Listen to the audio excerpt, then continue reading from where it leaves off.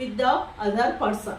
You can understand what the person is speaking with you, but you can't speak.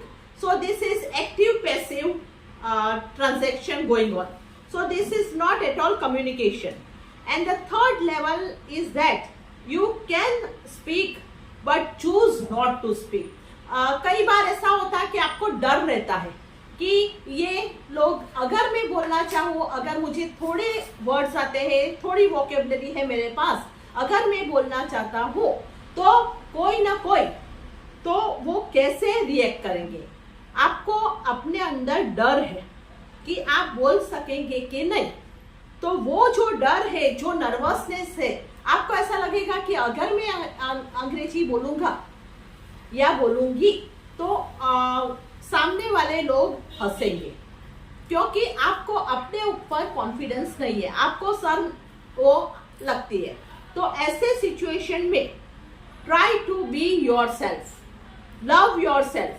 आपको कोई भी डर रखना नहीं है.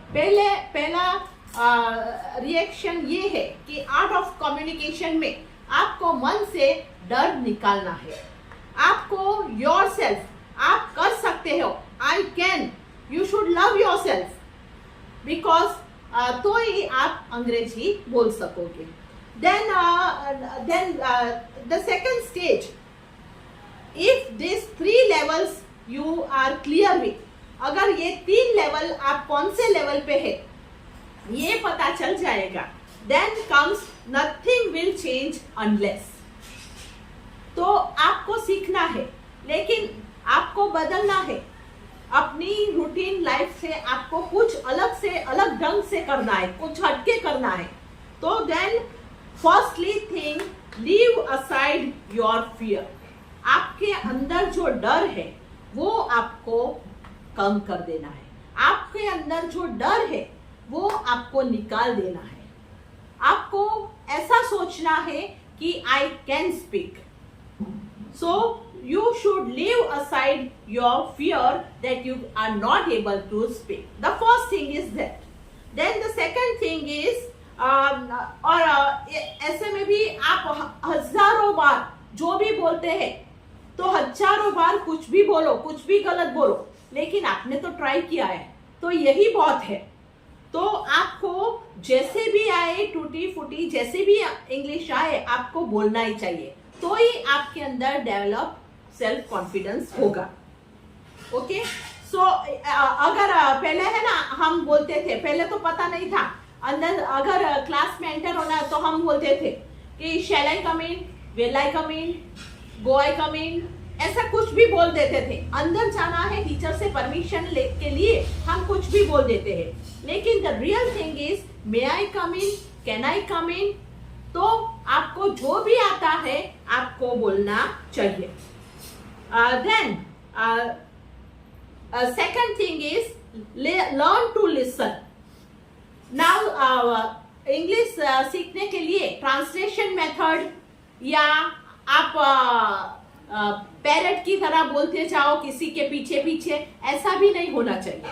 आपको जो भी है ग्रामर साइड पे रखो, आपको अंग्रेजी आती है कि नहीं आती है ये भी साइड पे रखो, आपका प्रोनाउंसिएशन कैसे है, आपके अंदर पकड़ अंग्रेजी में है कि नहीं, ये कुछ भी नहीं.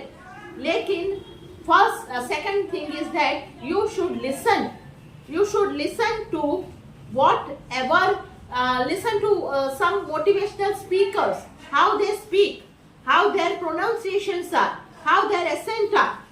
So try to speak. Before speaking, try to listen to such motivational videos. Or then the third thing is copy. कुछ भी हो कॉपी कीजिए, बराबर. इंस्पायर है उनको कॉपी कर लो, जिससे भी इंस्पायर हो आप.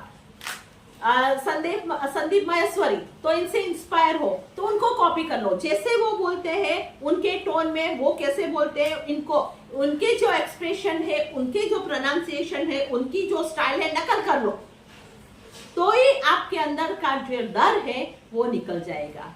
सो these are the 3 methods, these 3 levels, whatever you should keep in mind, and these are the three levels, after living this, keeping these three things in mind, you will be able to speak. So I am sure you must have liked my video, and lastly I would request my all viewers to share, like, and really subscribe my YouTube channel Fact of India. Thank you.